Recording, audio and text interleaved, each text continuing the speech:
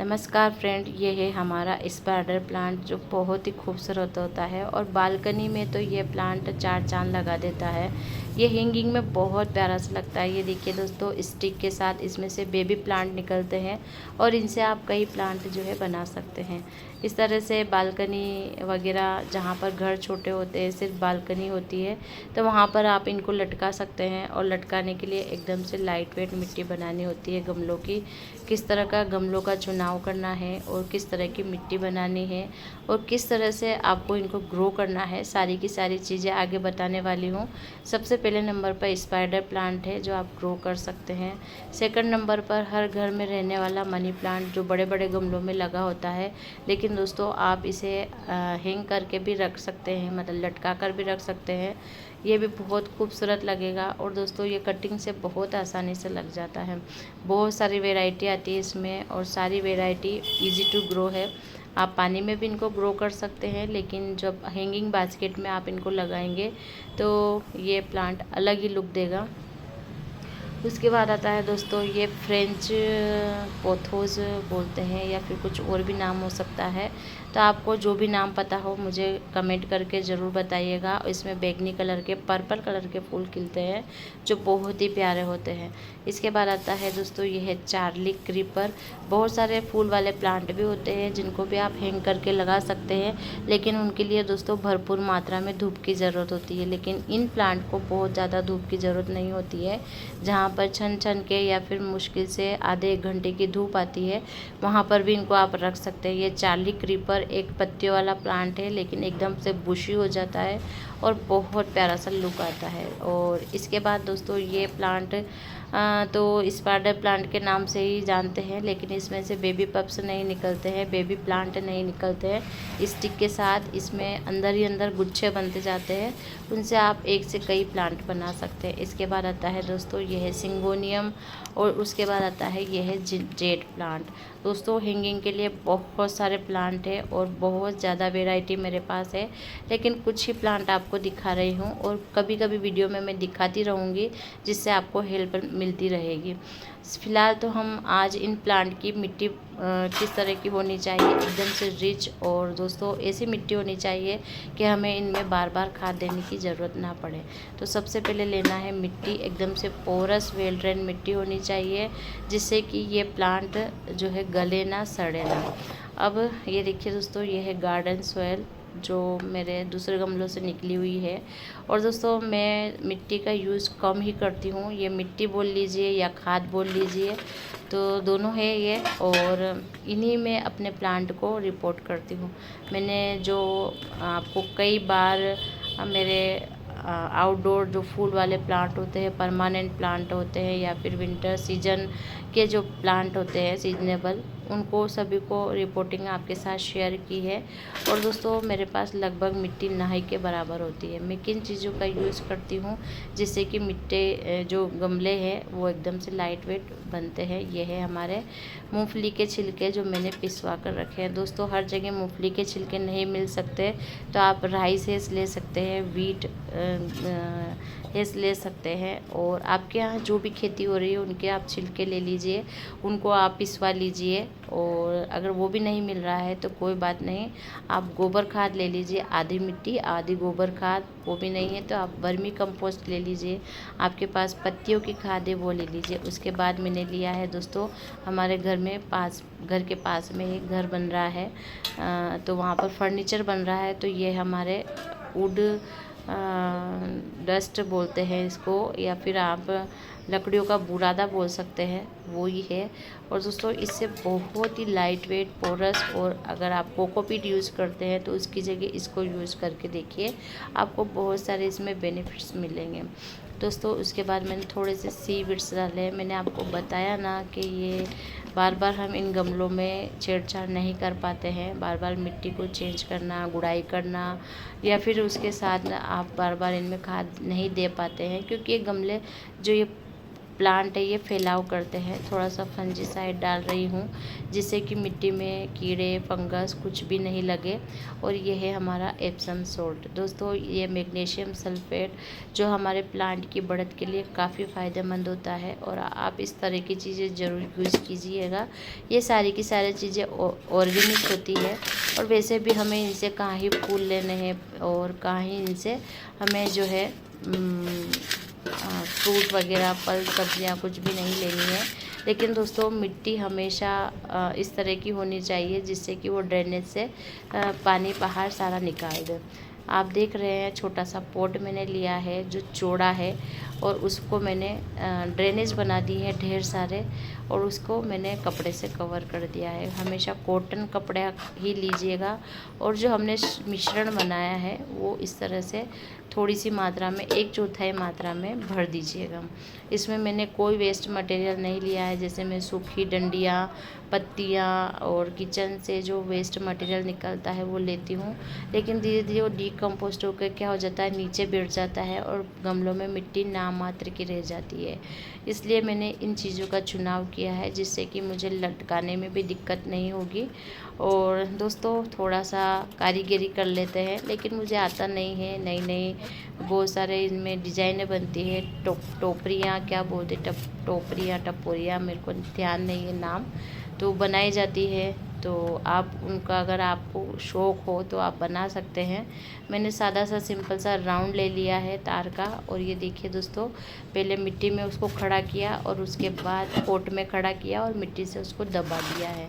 करना बहुत ज़रूरी है, अगर आप ऊपर ऊपर से लगाएंगे तो तार कब गिर जाते हैं पता ही नहीं चलता। ये भी पतले से है बेचारे, मैंने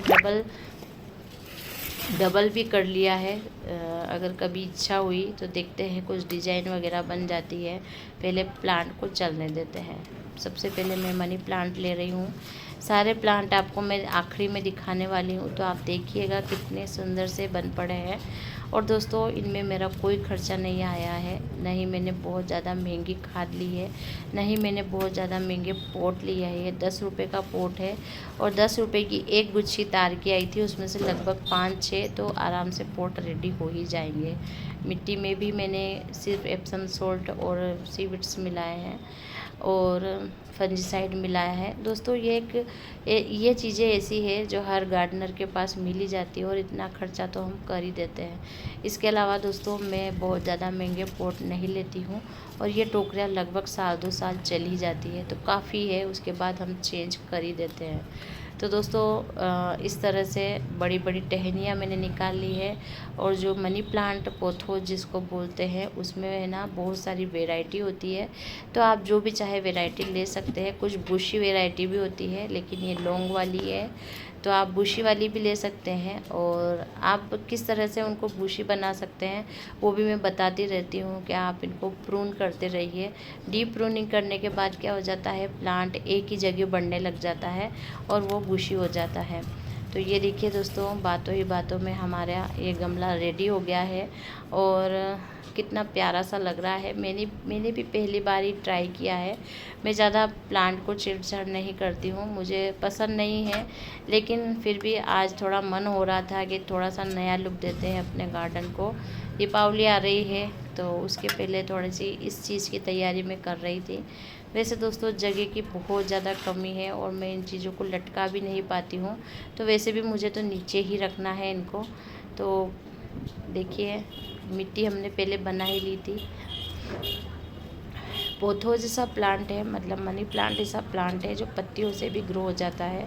तो जितनी भी हमने नीचे की पत्तियां निकाली थी टहनियों से वो हम सारी इकट्ठी कर लेंगे। एक कुछ ऐसी चीज़ से आपको बांधना है जो डिकम्पोस्ट हो जाए और बाद में हमें इसको हटाने की ज़रूरत ना पड़े। जैसे लोहे के तार वगैरह फिर हम बांधेंगे तो प्लास्टिक की कुछ चीज़ तो हमें हटाना पड़ेगा। ये ऊन में ले रही हूँ जो स्वेटर वगैरह बनाई जाती है।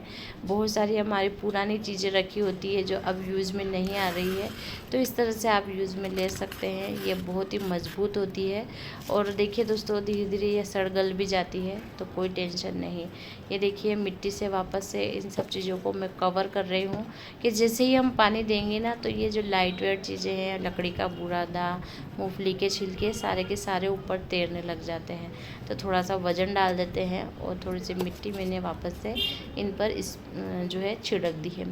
अब क्या करना है, ये अच्छे से बढ़े लेकिन इधर उधर गिरे नहीं, और तो इसके लिए छोटे छोटे टुकड़े करके मैंने इनको बांध दिया है जिससे कि लुक बहुत प्यारा सा आएगा। मैं टाइम टाइम से आपको दिखाती रहूँगी तो वीडियो हमेशा देखा कीजिए। अगर काम अच्छा लगे तो तारीफ़ भी कीजिएगा और अगर अच्छा नहीं लगे, कहाँ कमी आ रही है तो आप मुझे बता सकते हैं कि मैं अपनी इन सब चीज़ों को किस तरह से ठीक करूँ। देखिए दोस्तों फैसिलिटी कम मिल पाती है तो मैं उसी हिसाब से काम करती हूँ, लेकिन फिर भी मेरे जो सारे प्लांट है बहुत ज़्यादा हेल्दी है। पानी दे दिया है, हल्का सा पानी दूंगी, उसके बाद में सारे प्लांट रेडी हो जाएंगे ना जब मैं इकट्ठा पानी दूंगी, क्योंकि अभी से यहाँ गीला हो जाएगा ना तो फिर मज़ा नहीं आता है, सारा गीला गीला हो जाता है, ख़राब हो जाता है सारा फर्श।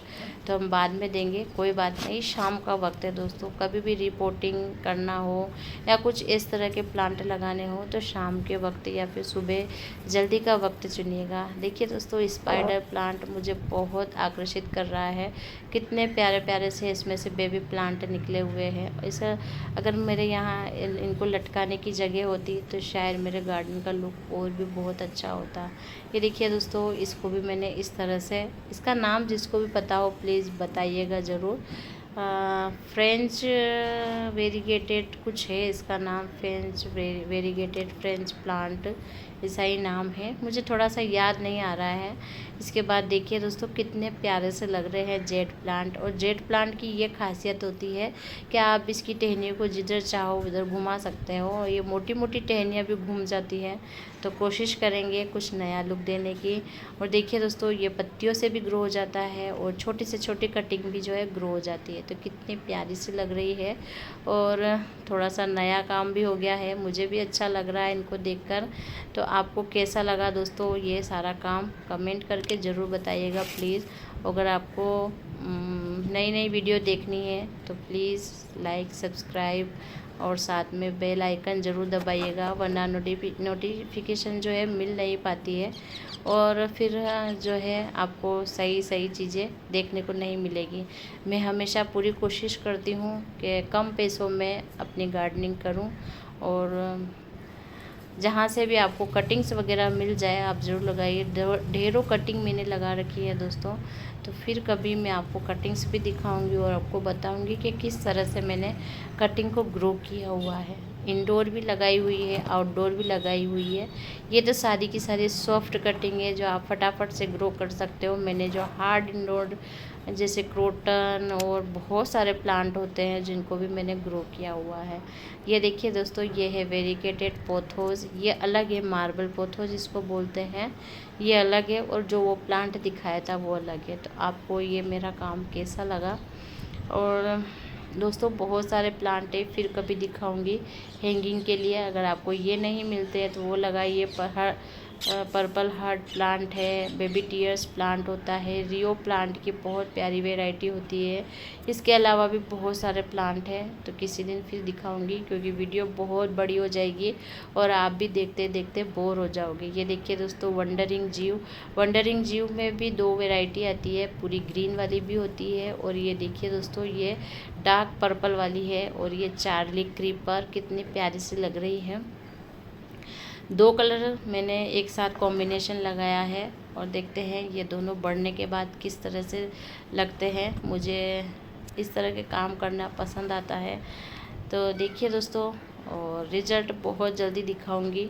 अभी फ़िलहाल तो मैंने लगाया ही है, तो एक साथ देखते हैं। चलिए, ये देखिए शाम हो गई है। धन्यवाद दोस्तों।